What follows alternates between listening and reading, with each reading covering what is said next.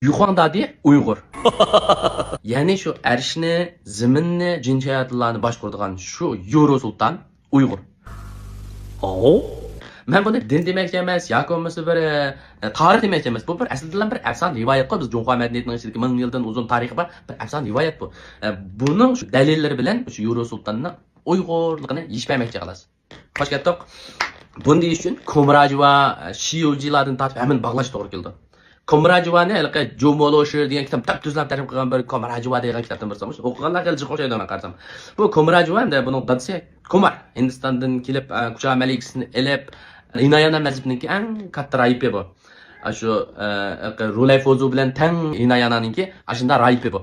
Andan bu odam keyindan shu Hinayana mazhabini tashlab Mahayana mazhabiga kirib, andan shu nomlarni elib oxirida Chang'anga berib, Chang'anda shu nomning hammani xanzu tiliga tarjima qilib, bu xanzu tilda toz tushunish bo'lmagan bo'lsin deb shu davlat tilidagi tunji lug'atni yozgan odam bu. Uyg'ur, sap Uyg'ur. Buningda hech qanday bir nima yo'q.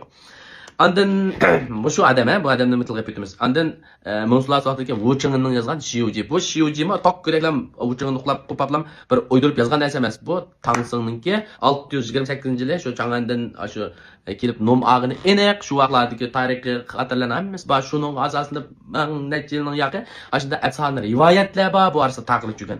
Shu afsona rivoyatlarni, shu Komarajivalarningki, shu Yoro Sultonlarning hammasini yig'ishtirib akilib Andan yazgan narsa o Shiyuji degan 11 tarix emas-ku.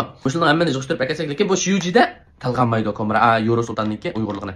Biz faqat shu Shiyujidan 1000 yil burungi shu afsona rivoyatlarni shu Wucheng'in asoslangan shu afsona rivoyatlarga asoslanib turib Yoro Sultonning mutlaq Uyg'urligini isbotlay olamiz.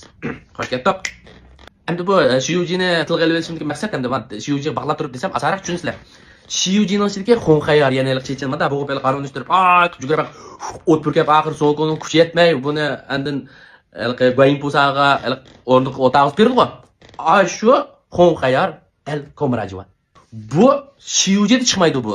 Nayuji, Siyuji, Fojing degan o Shiyujini Wucheng'in asoslanib yozgan shu 1000 necha yilning yoq eg'izni ko'chib, ashunda davom etib kelayotgan afsona rivoyatda u Xonxayar del Komrajvaning o'zi shu.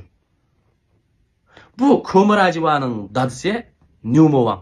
Bu Komar degan odam dal shu Hindistondan kelib Kucha Malikisi, Teshangunjo, Qo'yanshandagi yalpishlar yalpib turgan Teshangunjo bor. Shu odam kelib shu Kucha kelib, shu Kucha Malikisi Teshangunjoni oladi.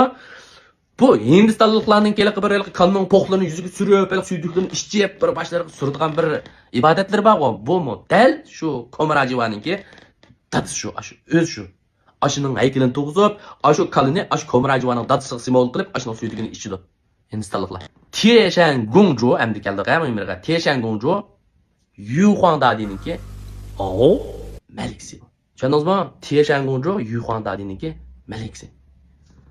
Xonxayar Komrajva Xonxayarning dadisi Nyumovang, Teshangunjo Kucha Maliksi. Unda da Yuxandadi Yoro Sultan kima? Yoro Sultan dal Kucha xon shu.